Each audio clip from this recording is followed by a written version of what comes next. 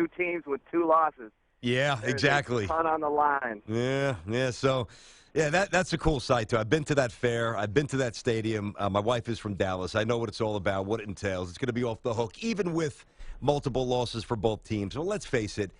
There's a lot of different signals coming out of the Longhorns program. You heard me reference, and I know you know this, that the president tweeted out support. What's real and what's not? I mean, say if they were to get blown out tomorrow, what happens on Sunday or Monday? Anything?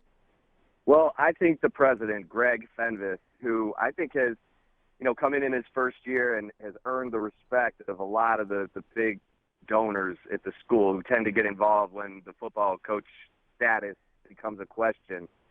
I think they respect Greg Fenves, and his office, he's not come out and said it directly, but his office is giving the directive that there will be no mid-season firing.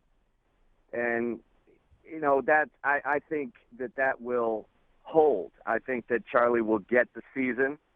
And I think if he can somehow get to 8 wins, I think he keeps his job. But he can't have the backsliding that seems to happen. It's like that Paula Abdul song, 2 steps forward, 2 steps back. Wow. That can't happen anymore. And it happened against Cal with 18 plays of 11 yards or longer given up, and then against Oklahoma State, 19 plays of 10 yards or longer given up, and 3 blocked extra points. Yeah, Chip, how does Charlie stabilize his staff? And I'm not even talking about the players. I'm talking about the coaching. We saw it in the offseason. He changed his offensive philosophies. We just saw it just recently. He fires a defensive coordinator. How does he stabilize that staff? Because that seems to be one of the issues. Right, and he did what Gary Patterson did. Gary Patterson abandoned the pro-style mindset as a defensive-minded coach after going 4-8 in 2013, and then went to more of a spread passing attack and went 12-1 in 2014. The offense has taken off under Sterling Gilbert. Charlie made that same leap of faith that Gary Patterson did, and it's paid off. The problem for Charlie is that he does not have that coach on the field, that playmaker who can turn the tide, who can settle things down with a big play or get momentum back when you need it. Now, some would argue the talent is there, just has not been coached up, and there has been transition. And the secondary coach, Clay Jennings, everyone's looking at him because the secondary was supposed to be the strength of the team, and they've looked lost. I mean, the safeties, we don't know what keys they're reading because they're all over the place. And Charlie taking over the defense this week, all his chips are in the middle of the table. I mean, he's trying to reconnect with the Florida 08 national championship team when he was the defensive coordinator and Vance Bedford was the secondary coach. And they're trying to do it in the middle of a fire drill. They're trying to do it as big money donors are trying to find a house for, I'm kidding. But, I mean, they're trying to, snuggle up to Tom Herman.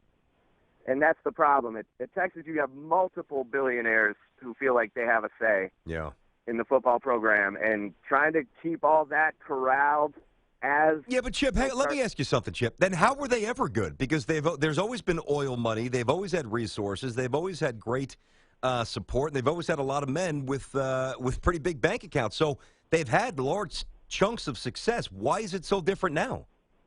Well, it only gets this way when they love you when you come in, but when it starts to look like really Texans, and this is, they can handle a hard-fought loss. Yep. They cannot handle being embarrassed. And that's what happened last weekend with the 3 blocked extra points. The defense didn't look any better. And I think a lot of people at that point went to Greg Fenves, the president, and said, that's it.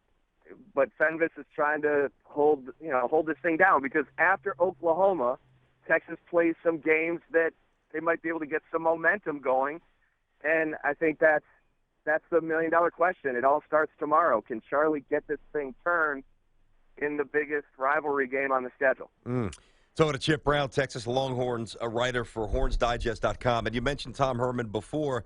His shadow continues to grow. I don't know if it's quite big enough where it actually ranges from Houston all the way to Austin, but just elaborate, if you can, on the inner workings, trying to position the future while also trying to stabilize the present. I mean, how much is Tom Herman truly in play behind the scenes with the Longhorns right now? Well, I think with the key group, and this was the group that I think wanted Nick Saban when Matt Brown, or at least wanted to talk to Nick Saban when Matt Brown got pushed out.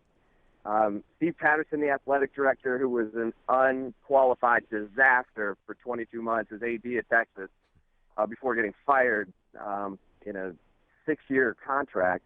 That's, when you look at that, and, Tom Herman, I think, got on the radar when Charlie struggled to handle the Sterling Gilbert hire. The president of the university had to get on a private jet to go finish the hire of Sterling Gilbert because there was some confusion over what money he was going to be offered and years, and I think Sterling walked away, and, there was going to be an outcry if Charlie couldn't land Sterling Gilbert. And so, I think at that point there was some chatter, let's just go get Tom Herman, because it was in the middle of that, 13-1 season, or excuse me, at the end of that 13-1 season. And I think that their minds have sort of stuck on Tom Herman. I mean, I think he was a GA at Texas. They feel like he's one of theirs, and he's coached a lot in the state of Texas. Mm-hmm.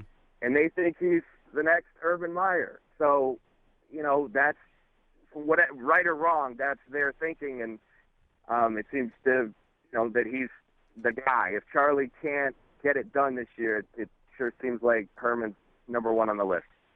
Chip, you talk about finding that on-field leader. Wouldn't you think that because of the evolution of this young quarterback, Shane Buechele, that he's got to develop into that, and that's reason enough because how well he's played at times for Charlie Strong to, have some leeway to build this kid up? Yeah, and he's been great. I mean, rock solid. I think the leadership has to come on the defensive side because the offense has gone from 26 points per game to 41 points per game. They've kept Texas in games. And then the defense, which, again, some studs on that side of the ball, Malik Jefferson, Holden Hill, even some younger guys emerging like Malcolm Roach, the true freshman, and sophomore Brecken Hager. They've got to get that side of the ball, on a cohesive game plan, because the secondary, they got 6'3" and 6'2" corners who aren't up pressing receivers. They're giving, these receivers free releases and these wide open offenses. I mean, they're playing not to make a mistake, and I think that's why Charlie took over the defense from Vance Bedford. That maybe Vance was coaching not to make a mistake.